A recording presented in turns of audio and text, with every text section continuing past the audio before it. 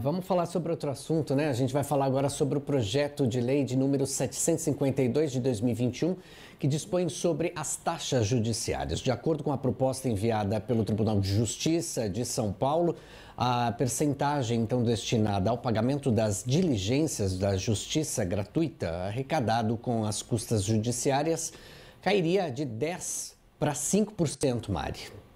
E é para falar mais sobre esse projeto de lei, conversamos agora de forma remota com a advogada Juliana Telhada. Doutora, seja muito bem-vinda aqui ao Estúdio Olesp. Já vamos começar falando, então, em que pé está esse projeto? Olá, muito bom dia Mariana, bom dia Arthur. É um prazer estar falando com vocês aqui. O projeto de lei 752 de 21, ele encontra-se aguardando aí um julgamento do pedido de urgência, né? O Tribunal de Justiça entrou com um pedido de urgência para que fosse votado, porém até o momento ainda não foi aprovado, né? E agora a OAB, especificamente eu que represento a subseção do Tatuapé, nós estamos aí na casa acompanhando bem de pertinho como que está o projeto, se vai entrar em votação, se não vai, porque é um projeto não aprovado e que não é do interesse da OAB que seja aprovado. Os custeios das diligências também sairia, não é, dessa situação. Queria que a senhora falasse um pouco, por favor. Sim, esse projeto de lei, ele pretende alterar as cobranças de taxas judiciárias no estado de São Paulo. Alterar, eu digo aumentar, tá bom? Ele vai criar novas taxas e aumentar as taxas já existentes. Eu vou dar um exemplo. Quando o cidadão vai entrar com processo judicial, existe uma taxa, um recolhimento de custas iniciais para você entrar com o processo. Atualmente, essas custas estão em 1% do valor da causa. Esse projeto de lei, ele pretende aumentar para 2%, ou seja, cobrar as custas iniciais, né? Cobrar o dobro das custas iniciais. E criar novas cobranças também. Por exemplo, no momento em que o oficial de justiça ou o funcionário do cartório for citar, intimar uma pessoa via eletrônica, que atualmente é usado aplicativos de conversas para intimar as pessoas, né? Eles querem cobrar por esse ato, né? Ou seja, incluir cobranças de atos eletrônicos, cobranças que não existem no momento, vão passar a existir. E isso, aos olhos da OAB, é algo muito ruim, porque vai encarecer ainda mais o processo judicial para o cidadão e, obviamente, vai acabar acarretando numa dificuldade ainda maior para o cidadão poder acessar a justiça, né? O que é um direito constitucional do cidadão, vai acabar sendo aí dificultado caso esse projeto de lei venha a ser votado e aprovado. Por favor, Mari. Doutora, gostaria que a senhora explicasse de uma forma, digamos, mais didática para o nosso telespectador, até porque essa é a premissa do Estúdio Olesp, né? Descomplicar e traduzir para quem nos acompanha da ponta sobre o que nós falamos, principalmente no que tange a projetos de lei, como isso pode efetivamente mudar a vida não só da população, mas também dos fiscais e auditores. Com certeza foi no sentido de dificultar esse acesso à justiça, né? Atualmente existe o Instituto da Justiça Gratuita. Quando uma pessoa não tem condição financeira, se ela se julga pobre na acepção do termo, ela consegue entrar com pedido de justiça gratuita. No entanto, a concessão da justiça gratuita atualmente não é automática, mas ela passa por um crivo, por uma análise do próprio juiz do processo. E nós, como advogados, né, atuantes no dia a dia com vários processos, o que a gente percebe? Que a justiça gratuita não é concedida de maneira tão simples e tão aberta assim, tá? Você precisa comprovar uma série de requisitos e muitas vezes, mesmo comprovando que você não tem condição de arcar com as custas daquele processo, você não consegue a justiça gratuita da mesma maneira. Por quê? Porque é uma análise subjetiva. Então, com esse Instituto da Justiça Gratuita sendo tão complicado atualmente de ser alcançado, caso o projeto de lei seja votado e aprovado, vai piorar, vai dificultar ainda mais para o cidadão o acesso à justiça. Isso é a principal consequência desse projeto e é o que a OAB mais se preocupa, né? Como que as pessoas vão conseguir entrar com os processos atualmente. E vale falar aqui que a justificativa do Tribunal de Justiça para apresentar esse processo seria para melhorar o serviço, diminuir a morosidade, porque qualquer pessoa que já entrou com uma ação judicial nos dias de hoje sabe o quanto demora, né? O quanto a justiça está demorada por causa do tanto de processo que tem acumulado, a dificuldade do tribunal em ser um pouquinho mais ágil.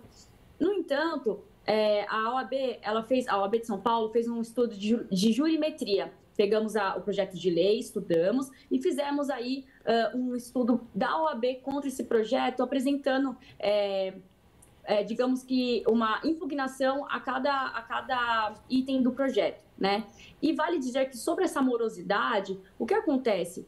36% dos casos parados hoje no Tribunal de Justiça, que causam a morosidade, né, são de responsabilidade das fazendas estaduais e municipais, que são as execuções fiscais. Então, as fazendas estaduais e municipais entram com execução fiscal contra um cidadão, não recolhe taxas e custas judiciárias, porque se trata aí do poder do governo, então eles não recolhem as taxas, as custas, congestionam o Tribunal de Justiça, deixam aí 40% dos processos parados hoje são de responsabilidade das fazendas, e agora querem aumentar as custas que eles mesmos não pagam. E para quem que vai essas custas? Onde que vai refletir? No bolso do cidadão, no aumento de impostos e etc. Doutora, muito bom dia, é o Guga Mendonça.